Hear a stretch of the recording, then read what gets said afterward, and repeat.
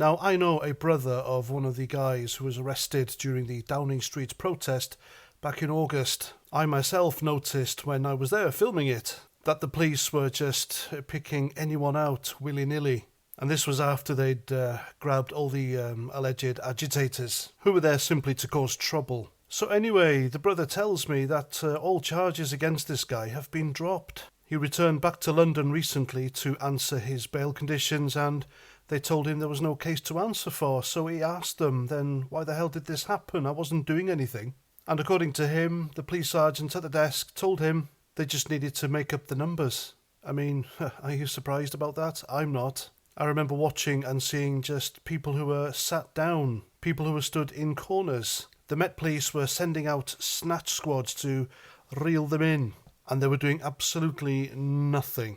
Now, some of these people were fast-tracked through the criminal justice system and are in jail today. Peter Lynch, of course, took his own life after being imprisoned for 3 years for merely shouting at the police and having an offensive, so-called offensive placard. Lucy Connolly, she wrote something daft on Facebook, apologised and deleted it. She is also in jail for around 3 years. And there are many others like them, from rioters who deserve to get punished to people who were there protesting and just arrested to make up the numbers, as well as people who wrote stuff on social media. This is Britain 2024. Anyways, fast forward a few months, a large group of pro-Hamas Free Plasticine supporters tried to break into Downing Street, as you can see here.